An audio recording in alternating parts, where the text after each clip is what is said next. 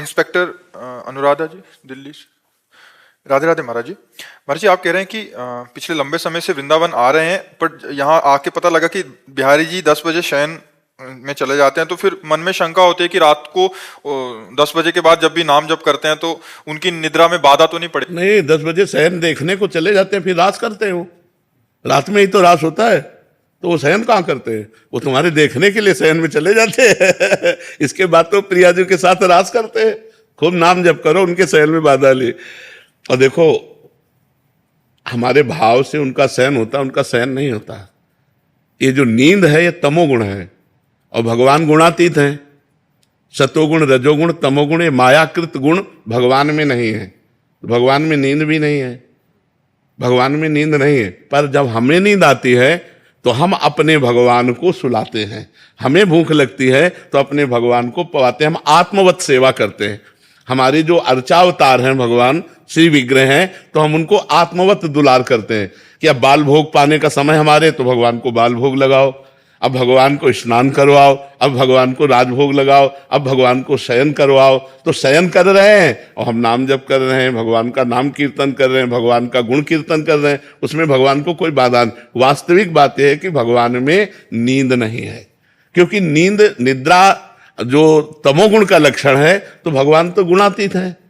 निद्रा आलस्य प्रमादोत्थम तत्तामस मुदाहरतम। निद्रा आलस्य प्रमादादि ये तमोगुण के लक्षण। भगवान अगर शयन करते हैं तो योग निद्रा में शयन करते हैं।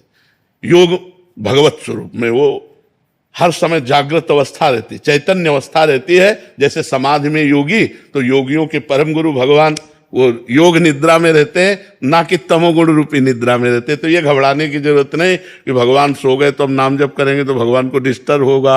नहीं नहीं, ऐसा नहीं। गिरिराज दादरी।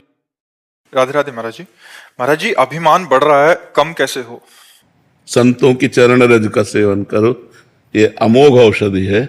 संत चरणामृत और संतों की चरण रज माथे पे लगाओ, ये अभिमान को चूर चूर कर देगी। बहुत इसमें अपार सामर्थ्य है।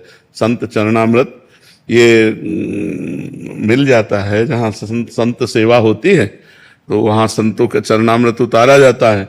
और अगर ना ऐसा हो तो अपने पास अर्थ हो तो एक बार संत सेवा कर ले, साल में एक बार संत सेवा करा ले तो औषधि मिल जाएगी। 150 संतों को बुलावे, चरणामृत उतारे और उसी में जल मिला करके। संत चरणामृत, हमें आपको अनुभव की बात कहते हैं। संत चरणामृत और संत चरण रज, रहो गणित तत्तपसा न याति न चेज्जया न निरूपणाद ग्रहाद्वा न छंदसा नैव जलाग्नि सूर्यो बिना महत्पाद रजोभिषेकम। बिना महापुरुषों की चरण रज से अभिषिक्त हुए ये न ब्रह्मबोध होता है, न भगवत प्रेम होता है। चाहे तपस्या कर ले, चाहे घर गृहस्थी के धर्मों का पालन पोषण करे, चाहे सूर्य चंद्र की अग्नि की उपासना कर ले, और बढ़ ही सकता है। अभिमान एक ऐसी वस्तु है, ये बिना कृपा के ढहता नहीं है। कोई भी धार्मिक चेष्टा उसका अभिमान हो जाता है, और अभिमान हो गया तो भगवत प्रसाद स्वरूप जो हमें आनंद मिलना चाहिए वो नहीं मिलेगा। जो कृपा से मिलता है वो फिर बात ये, तभी हमें गुरुजनों की, संत जनों की चरण रज से अपने को अभिषिक्त रखना, सब संतों के चरणों में नमन करना है, दैन्य रहना है। तो ये अहंकारी संस्कृति मूल सूल प्रदनाना सकल शोकदायक अभिमाना, ये संस्कृति का मूल चक्र है देहाभिमान।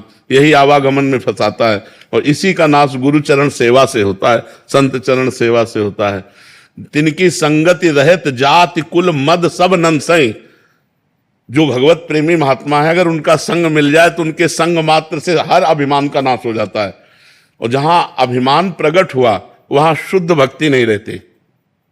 विद्या रूप महत्व कुल धन जौवन अभिमान सट कंटक देखे जहां रहे न भक्ति निदान। रहे न भक्ति निदान स्वांग सब नगर नारी के बिसैन हाथ बिकाए नहीं रिझवर भरतार के। भरतार कहते हरि को, वो हरि को नहीं रिझा सकता, वो विषयी धनी पुरुषों को रिझा सकता है। अभिमानी पुरुष भगवान की भक्ति इसको कभी प्राप्त नहीं हो सकता, क्योंकि जब तक देहाभिमान और अभिमान रहेगा तो कृपा सिंधु भगवान को अच्छा नहीं लगता।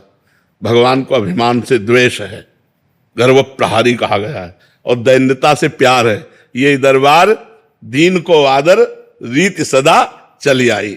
ये दीन प्यारे वेद पुकारे द्रव सुश्री भगवाना। हमारे जो भगवान है उनको दैन्य प्रिय है, और हमसे द्वेष तो हमें लगता है भगवान से प्रार्थना करें और संत चरणामृत और चरण रज का सेवन करें, जिससे ये रोग दूर हो जाए।